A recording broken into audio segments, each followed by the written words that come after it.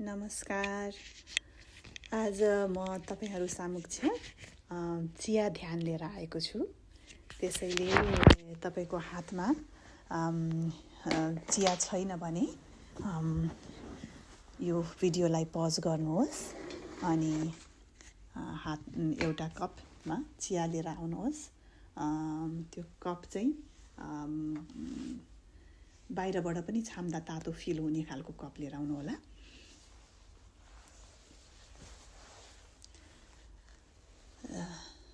र तपाईसँग केही गरेर हातमा अलरेडी कप छ भने त्यो तातो चियालाई चाहिँ हातमा लिएर समाऊ। लामो सास लिऊ।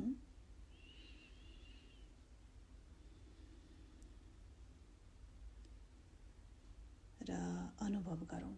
के अनुभव गरौँ भन्दाखेरि आफ्नो शरीर कसरी बसिरहेको छ पहिला त्यो अनुभव गरौँ।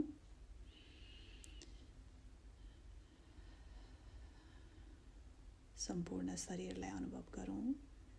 र अब यो हातमा भएको तातो चियाको अनुभव गरौँ।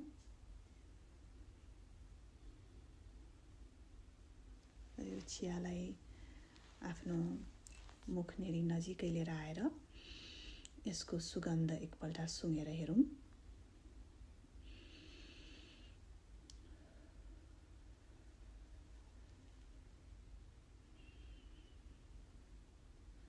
सासलाई हेरिरहौँ। यसको बास्ना अनुभव गरौँ। र हातमा यो तातोपनालाई अनुभव गरौँ। र यसले शरीरमा कस्तो किसिमको संवेदनाहरू भइरहेको छ त्यसलाई पनि अनुभव गरौँ।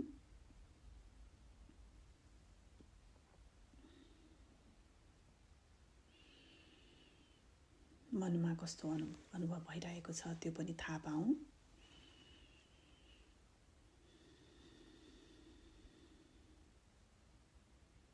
कस्ता खालका भावनाहरू अहिले आइरहेका छन्। र एकछिन सोचौँ। के सोचौँ भन्दाखेरि यो चिया कहाँबाट आयो? तपाईको हातमा अहिले चिया छ। यो चियामा चियापत्ती छ, हैन? अब ब्ल्याक टी, हर्बल टी हो भने पानी छ, चियापत्ती छ। तपाईको मिल्क टी हो भने त्यसमा दूध छ अथवा चिनी छ। त्यसको सबै इन्ग्रेडियन्टहरूलाई सम्झौँ र त्यो कहाँबाट आयो त्यो सोचौँ।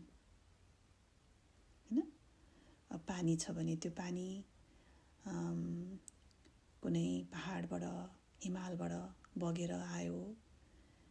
त्यसपछि त्यो पानीको अफिसमा त्यसको फिल्टरेसन भयो, घरमा पठाइयो, हैन? त्यसलाई कसैले उमाल्यो। त्यो सबै व्यक्तिहरू कसको कन्ट्रिब्युसन छ यो तपाईको चियामा, त्यो सबैलाई सम्झौँ। त्यस्तै गरेर चिनी कहाँबाट आयो? कसै न कसैले त्यो उखुको बोट रोप्यो होला, उखुको प्लान्ट, अनि हेरविचार गर्यो होला। त्यसमा घामको कन्ट्रिब्युसन छ, पानीको कन्ट्रिब्युसन छ, हैन? त्यसैले कसै न कसैले त्यो उखुलाई काट्यो होला, त्यो फ्याक्ट्रीमा लग्यो होला। त्यो फ्याक्ट्रीमा कति धेरै मान्छेहरू काम गर्छन् होला। त्यो सबैजनालाई सम्झौँ।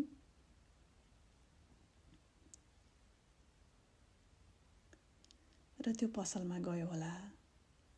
त्यस्तै गरेर त्यो चियापत्ती कुनै न कुनै चिया बगानमा कसैले रोप्यो, कसैले हेरचाह गर्यो, कसैले फेरि फ्याक्ट्रीमा लिएर आयो।